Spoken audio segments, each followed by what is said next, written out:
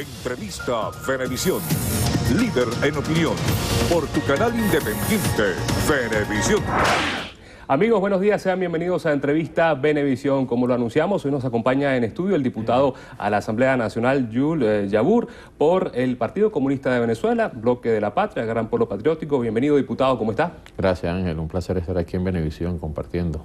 Gracias a usted por estar con nosotros. Queremos comenzar esta entrevista hablando sobre lo que está en el tapete, principal titular a nivel de Latinoamérica, la victoria del no en el plebiscito en Colombia sobre los acuerdos de la paz, una victoria bastante reñida, cerca de 60.000 votos de diferencia del no sobre el sí para los acuerdos de la paz. ¿Qué significa esto para Colombia, también para Latinoamérica y por supuesto Venezuela? Usted como miembro de la Comisión Permanente de Política Exterior, porque se habla que es una victoria del Uribe sobre el presidente Santos y también sobre esos presidentes que estuvieron presentes en el acuerdo de la firma de la paz, incluso Ban Ki-moon. ¿Qué primera lectura le puede dar a este suceso? Sí, lo primero que hay que señalar es que bueno, ha sido un resultado que ha sorprendido a la gran comunidad internacional. Se esperaba una victoria holgada del sí, como tú lo has dicho.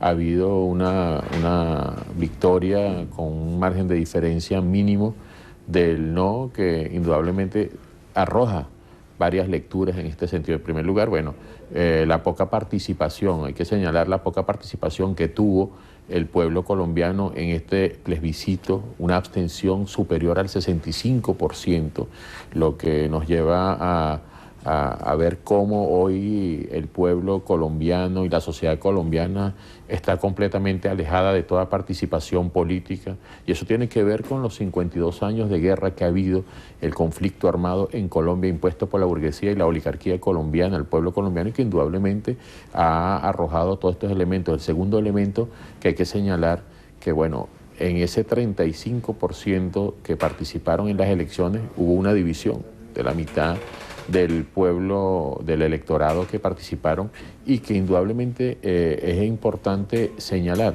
que se impuso el no por ese pequeño margen, donde ha tenido tiempo ya bastante largo de campaña tratando de señalar y torpedear, y hay que señalarlo de esta manera, sí. Todo lo que han sido los acuerdos de paz desde La Habana, los grandes medios de comunicación que sirven como propaganda de guerra, lamentablemente se montaron en una campaña electoral a favor del no.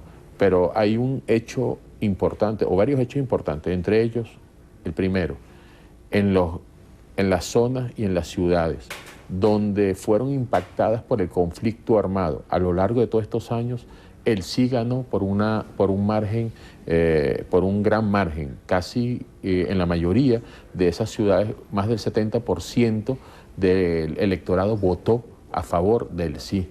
El Cauca, el Caquetá, donde allí se daban las negociaciones, Miraflores, Silvia, o sea, son zonas que fueron impactadas directamente por el conflicto armado, son los que sufrieron el conflicto armado en carne propia, llamémoslo así, y que indudablemente votaron por el sí.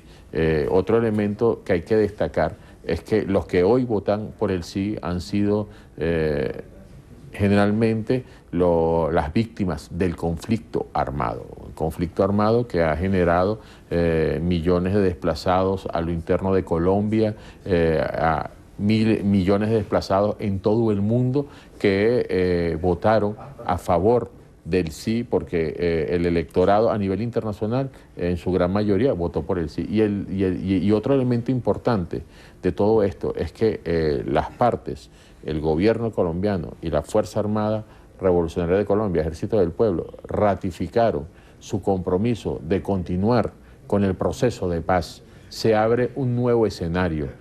Ayer decía el presidente Santos que iba a convocar a todas las fuerzas políticas, y el comandante de la FARC-EP, Timoleón Jiménez, señalaba que era irreversible el camino andado en el proceso de paz, que el compromiso era seguir avanzando, abrir canales. Creo que hoy le toca a la sociedad colombiana y a los actores políticos abrir nuevos escenarios para la discusión, para seguir avanzando en el tema de paz, derrotar a esa maquinaria de propaganda de guerra y a los perros de la guerra que de una u otra manera tratan de torpedear todo este proceso que no solamente beneficia al pueblo colombiano, sino a toda la región. Al menos sigue el cese al fuego bilateral, al menos en este acuerdo de paz. Diputado, para aprovechar el tiempo, quisiera preguntarles también acerca de la economía de Venezuela. El Grupo Diálogo Interamericano con sede en Washington asegura que China ya no está interesado en hacer más préstamos a Venezuela por la deuda de 20.000 millones de dólares que se mantiene. Lo dice específicamente Margaret Myers. Su opinión al respecto y también cómo cerraría la economía de Venezuela, porque el Fondo Monetario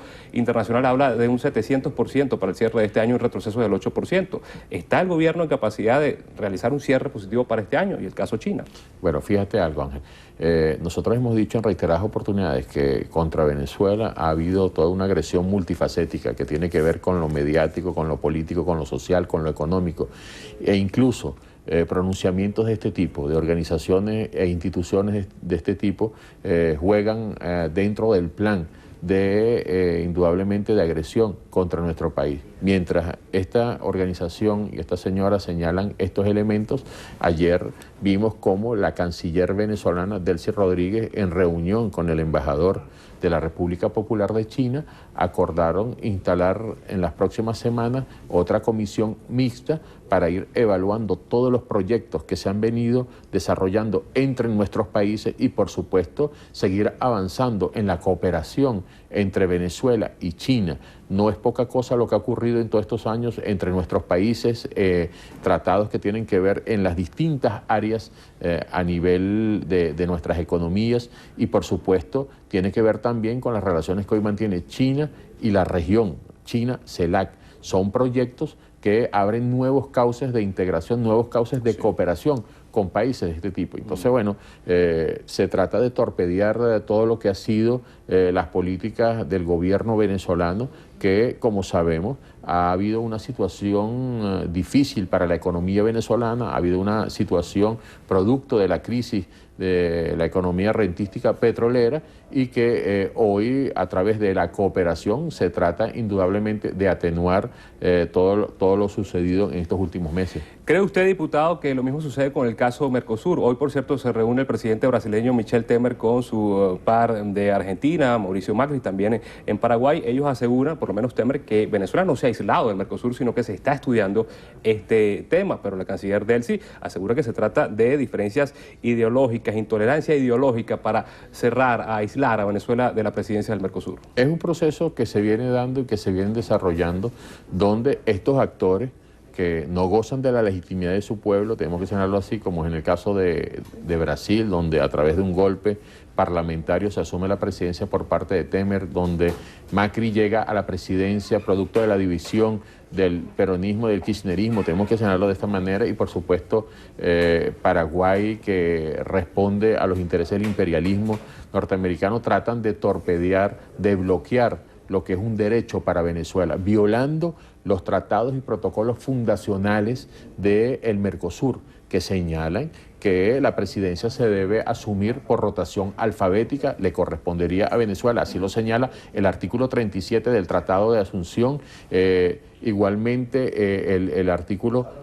12 de Huoro Prieto señala que cualquier acción o cualquier decisión que se tome a cualquiera de los miembros de Mercosur tiene que ser por consenso. Vimos cómo se decidió a través de los cancilleres de estos tres países no ceder o no entregar la presidencia de Mercosur a Venezuela sin el consenso de Uruguay, que se abstuvo. Entonces, bueno, ha habido una serie de violaciones a los tratados fundacionales de Mercosur que responden hoy a una política del imperialismo norteamericano donde pretende recuperar los espacios que ha venido perdiendo y, por supuesto, entonces utiliza a estos gobiernos proimperialistas para agredir a Venezuela y continuar con este plan contra el pueblo venezolano. Bueno, diputado, lamentándolo mucho, se nos acabó el tiempo, queda pendiente el caso de los cancilleres también que se pronuncian sobre el referendo revocatorio. Le invito a una próxima oportunidad para cada entrevista de Venevisión. Gracias, Ángel. Joe Yabur, diputado a la Asamblea Nacional por el Partido Comunista de Venezuela, el Bloque de la Patria. Con esto llegamos al final de entrevista de Venevisión.